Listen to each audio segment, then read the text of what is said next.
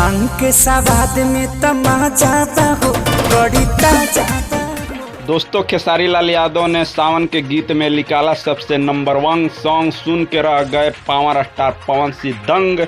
तो क्या है खबर की पूरी जानकारी इसी वीडियो में बताएंगे, लेकिन उससे पहले आप चैनल पर नए हैं तो चैनल को सब्सक्राइब करके वीडियो को दिल से लाइक कीजिएगा। आइए बिना देरी किए हुए वीडियो को शुरू कर देते हैं। दोस्तों, खेसारी लाल यादव भोजपुरी इंडस्ट्री के ट्रेंडिंग स्टार कहे जाने वाले हैं और जो भी गाना निकालते हैं सीधे ट्रेंडिंग लिस्ट में आ जाती है।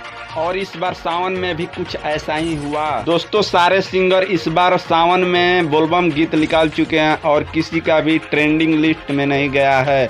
और हमारे खेसारी लाल यादव जी कहाँ पीछे रहने वाले हैं और इस बार ऐसा धमाका मचा चुके हैं कि सीधे 2 नंबर ट्रेंडिंग पर ट्रेंड कर रहा है।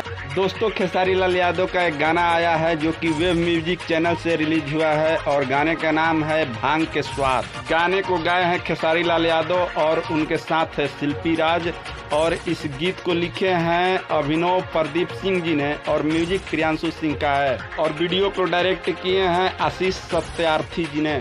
इस गाने के व्यूज के बात करें तो 2 दिन में ही 50 लाख के व्यूज गेन कर लिया है। दोस्तों, ये गाना सोशल मीडिया पर काफ़ी तेज़ी से वायरल हो रहा है और काफ़ी दर्शक पसंद कर रहे हैं। बहुत बढ़िया गाना है और ये बहुत लाजवाब गाना है। दोस्तों, आप इस गाने के बारे में क्या कहना चाहते हैं कमेंट में ज़रूर बताइएगा। वीडियो अच्छा लगा हो तो दिल से लाइक करके चैनल को सब्सक्राइब कीजिए। तब तक से मिलते हैं नेक्स्ट वीडियो में। Bye by.